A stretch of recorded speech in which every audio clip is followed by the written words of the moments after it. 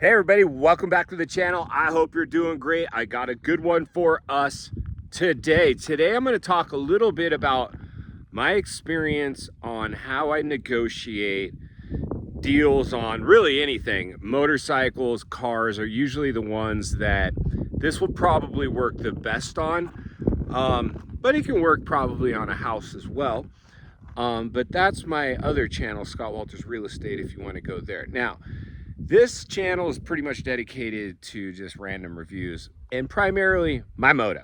Now, I do have Walty Wanderers MX where I talk about pro motocross as an ex-industry insider and current whistleblower. So if that's something you might like, you can search up Walty Wanderers MX and Scott Walter's Real Estate for more of that kind of stuff. But today I want to talk to you a little bit how I picked up this bike. I just picked up a Sprinter van. And I'm a longtime salesman. I worked at one of the biggest dealerships in Southern California selling cars before I went into real estate. But I just bought this bike, I don't know, a little over a year, maybe two ago. I want to say the dude had this thing listed for maybe $5,500. It's a 2021 CRF 300L. I had no experience. I was just browsing online and wanted to get a bike that was street legal. I have a street legal XR 400, but it's a beast. And I just wanted something newer and modern. And so I didn't know much about this bike when I bought it. I went and rode it. It rode like, I would imagine, like an old XL. You know, it's just, there's no real hit. It doesn't hit hard, but it was cool. I wanted something because it wasn't going to be like my primary bike necessarily. And I didn't have any plans on like hitting the track with it or anything like that. I just wanted something I could bone out from the house, super stealthy cruise and get and do my thing, which is another video. We're going to talk about this bike specifically, some good, bad, and ugly with that whole thing. I really like the bike though. I'm glad I have it. I see a lot of people selling theirs off, and I think if it was my primary bike and I was a younger dude, I would need more than this too. But now that at the age I'm at, it does just fine for the way I use it. But here's the thing. When it comes, we'll start with this bike, and I'll also share some other purchases I made where how I negotiate deals. If you've ever listed anything online, especially Facebook Marketplace, you know people tend to lowball you over Messenger, which I hate. First, it's the start, is this available? And then, would you take this? And for me, I always put in my ad if I have something for sale, you know, no low balls, price to sell, first come, first serve, cash only. But you still get these idiots. And there's been a couple times where I've played with these people like, all right, I'll accept your offer. And then they ghost you and they never come. So I always tell them, just bring your best offer. Come see the bike, bring your best offer. Because you never know. You might catch me. If I got you here and you got money, that's one thing. But people that try to lowball you over Messenger, don't even bother with them. Just tell them, come bring your best offer. Now, so this guy, I can't remember exactly what he had it listed at. I want to say around 5,500 bones.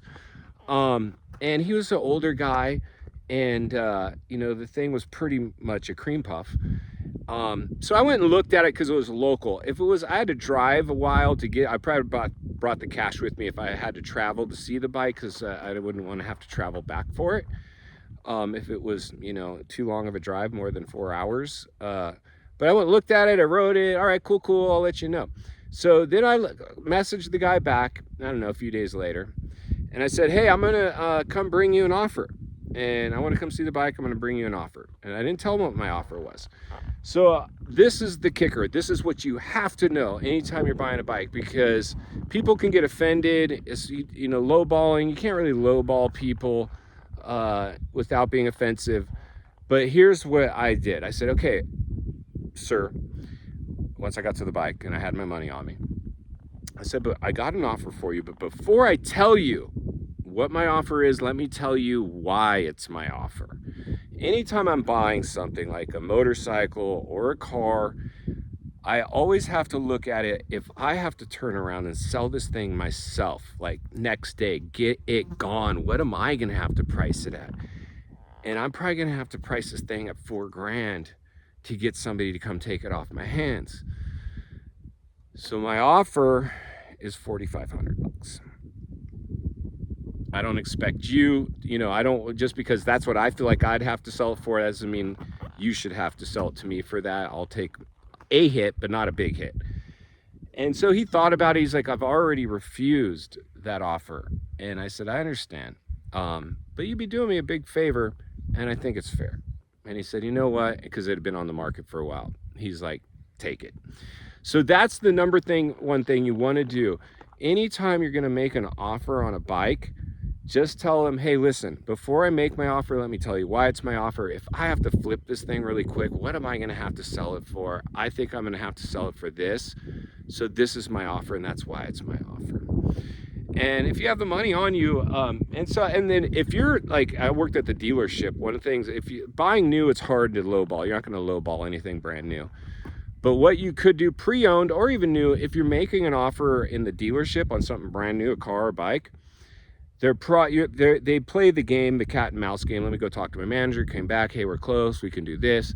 What you're gonna have to do is get up and walk. You're gonna go, okay, well, listen, I got some other things to look at, and you're gonna walk. And typically, if you're really close to a deal, they're gonna come out and get you out of the parking lot and pull you back in and make that deal happen. But they're gonna test you, so always be ready to walk away in the dealership.